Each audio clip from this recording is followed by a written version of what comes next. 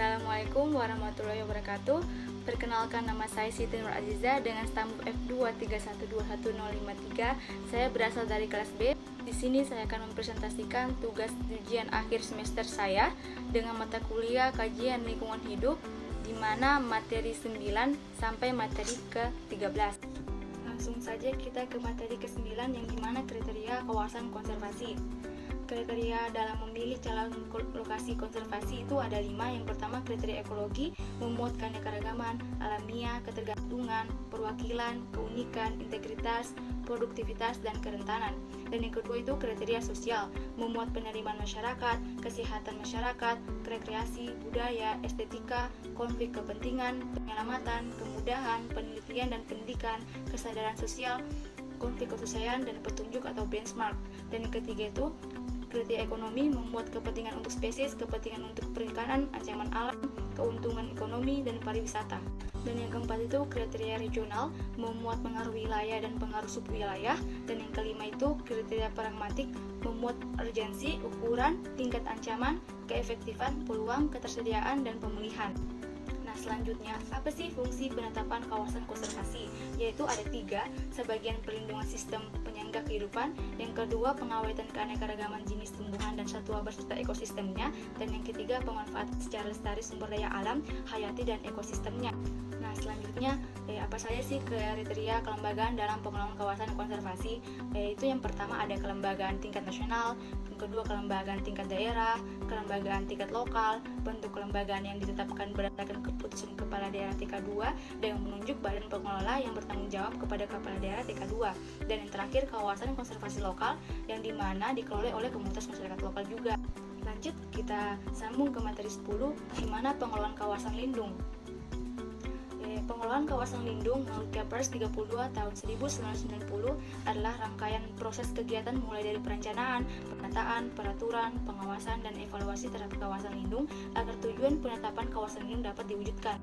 Nah, pada subbab kali ini tujuan dan sasaran pengelolaan kawasan lindung. Yang pertama itu tujuan pengelolaan kawasan lindung itu untuk mencegah timbulnya kerusakan fungsi lingkungan hidup, dan yang kedua itu sasaran pengelolaan kawasan lindung. Yang pertama, mempertahankan dan menjaga fungsi lindung hutan terhadap tanah air, iklim, tumbuhan, dan satwa serta nilai sejarah dan budaya bangsa. Dan yang kedua itu mempertahankan keanekaragaman tumbuhan, satwa, tipe ekosistem, dan keunikan alam.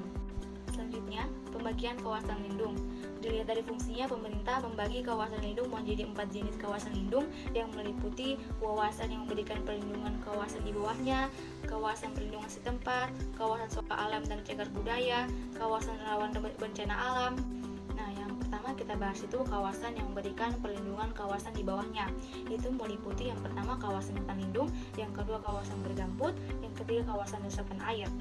Dan yang kedua itu kawasan perlindungan setempat, yang mana memuat sepadan pantai, yang kedua sepadan sungai, yang ketiga kawasan sekitar danau atau waduk, dan yang keempat kawasan sekitar mata air.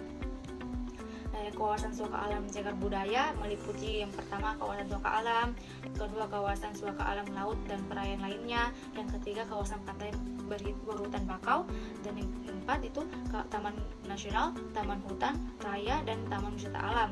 Dan yang kelima kawasan cagar budaya dan ilmu pengetahuan, dan yang keenam kawasan rawan bencana alam. Dan yang terakhir itu kawasan rawan bencana alam. Yang pertama, perlindungan terhadap kawasan rawan bencana alam dilakukan untuk melindungi manusia dan kegiatannya dari bencana disebabkan oleh alam maupun secara tidak langsung oleh perbuatan manusia. Dan yang kedua, kriteria kawasan rawan bencana alam adalah kawasan yang diidentifikasi sering dan berpotensi tinggi mengalami bencana alam seperti letusan gunung, gempa bumi, dan tanah longsor. Dan selanjutnya kita masuk di materi ke-11, di mana pengelolaan sumber daya alam dan pembangunan berkelanjutan. Sumber daya alam atau natural resource, segala unsur lingkungan baik abiotik maupun biotik yang bermanfaat dan digunakan oleh manusia untuk memenuhi kebutuhan dan keinginannya, baik kebutuhan primer yang bersifat lahiriah atau pangan, sandang, dan papan, kebutuhan sekunder yang bersifat batinia atau estetika, maupun kebutuhan tersier dan seterusnya yang lebih bersifat hobi atau pengembangan bakat. Klasifikasi SDA berdasarkan sifatnya. Yang pertama, tidak dapat diperbarui atau non-renewable natural resource atau tembaga, besi, emas, batubara, minyak, dan lain-lain. Yang kedua itu dapat diperbarui renewable natural resource yang meliputi hutan, hewan, air, tanah, dan lain-lain. Selanjutnya itu ada 3 pilar atau orientasi atau dimensi pembangunan berkelanjutan. Yang pertama itu ekologi, aman dan lestari, dan yang kedua itu ekonomi, growth, dan yang ketiga itu sosial yang artinya steril, harmonis dan sejahtera. Selanjutnya 5 pilar pembangunan berkelanjutan di Indonesia. Yang pertama itu ekologi, yaitu aman dan lestari, ekonomi, growth, yang ketiga sosial, steril, harmonis dan sejahtera, yang keempat penegakan hukum, dan yang kelima kelembagaan lingkungan. Kemudian apa saja sih kementerian-kementerian atau aktor pembangunan terkait SDA dan lingkungan? Yang pertama itu Kementerian LHK, dan yang kedua Kementerian SDM, yang ketiga Kementerian Perindustrian, yang keempat Kementerian PU, yang kelima Kementerian Pertanian, yang keenam Kementerian Kelautan dan Perikanan, yang ketujuh Kementerian TK dan Transmigrasi, dan yang terakhir yaitu 8 Pemda dan Bapeda yang terkait dengan perizinan. Selanjutnya kita masuk di materi ke-12.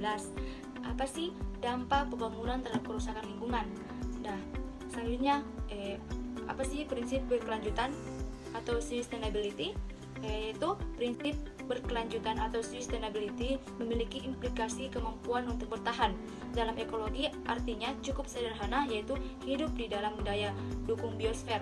Daya dukung dimaksudkan sebagai kemampuan untuk mengasimilasi sampah, menyediakan makanan dan sumber lainnya dalam waktu yang lama. Ini perkataan dari Kiras 1992. Proses pembangunan tidak boleh terhenti, tetapi alam ini harus tetap dapat diwariskan dari generasi ke generasi dalam keadaan yang tetap baik, layak untuk mendukung kehidupan generasi yang akan datang dengan sejahtera. Pembangunan yang demikian adalah pembangunan yang terlanjutkan. Agar pembangunan dapat terlanjutkan ada 3 syarat yang harus dipenuhi, yaitu syarat ekonomi, sosial, budaya, dan ekologi. Agar pembangunan dapat terlanjutkan dan masalah lingkungan dapat dihindarkan, maka perlu dilakukan analisis mengenai dampak lingkungan atau AMDAL sebelum suatu pembangunan berlangsung. Analisis mengenai dampak lingkunganlah yang seharusnya menentukan apakah suatu pembangunan dapat dilaksanakan atau tidak. Hal ini berarti bahwa analisis mengenai dampak lingkungan merupakan bagian dari perencanaan awal suatu pembangunan. Analisis mengenai dampak lingkungan tersusun atas beberapa komponen, yaitu yang pertama penyajian informasi lingkungan atau PIL, yang kedua analisis dampak lingkungan atau ANDL, yang ketiga rencana pengelolaan lingkungan atau RKL, dan yang keempat rencana pemantauan lingkungan atau RPL, yang kelima penyajian evaluasi lingkungan atau PEL, yang keenam studi evaluasi lingkungan atau SEL, yang ketujuh tata laksana AMDAL. Sekarang kita masuk ke materi terakhir, yaitu materi ke-13, mengidentifikasi sumber daya alam di sekitar. Di sini saya mengambil sumber daya alam di Kecamatan Poboya. Di wilayah pinggiran kota Palu, tepatnya di Kelurahan Poboya, terdapat tambang emas yang dikelola oleh masyarakat secara tradisional dan baru dibuka pada tahun 2006. Ribuan masyarakat dari berbagai penjuru Nusantara datang ke lokasi pertambangan tersebut guna mengadu nasib untuk mencari rezeki dengan berbagai keahlian yang dimilikinya. Ada yang menjadi penambang yang didominasi oleh masyarakat dari Sulawesi Utara dan Gorontalo, kijang, penjual jasa tenaga pemikul barang, supir mobil, membuka warung, dan lain-lain, tentunya dengan dasar motif yang berbeda-beda. Seperti gambar yang kita lihat, cara penambang memulai kerjanya dengan memasuki lubang sedalam 25 meter yang sempit dan tidak dijamin keamanannya. Mereka memasuki lubang yang tidak sedikit memakan korban ketika lubangnya ambruk atau longsor untuk mengambil batu yang biasa masyarakat menyebutnya dengan nama batu rep atau berwarna putih sepintas mirip porselen tersebut. Dampak terhadap lingkungan sekitar dari tambang emas ini selain menyebabkan pencemaran lingkungan, ternyata hasil pengujian laboratorium Dinas Kesehatan Kota Palu menyimpulkan air sumur dan limbah yang berada di sekitar tambang yang berada di Jalan Mualio positif mengandung merkuri atau zat yang dapat mematikan. Namun Dinas Kesehatan telah menghimbau para penambang untuk menggunakan sarung tangan dan juga masker untuk menghindari terkena zat-zat yang berbahaya tersebut. Itulah hasil tugas ujian akhir semester mata kuliah kajian lingkungan hidup saya. Kurang dan lebihnya mohon dimaafkan. Wabillahi taufiq wassadah. Walidah walinaya. Assalamualaikum warahmatullahi wabarakatuh.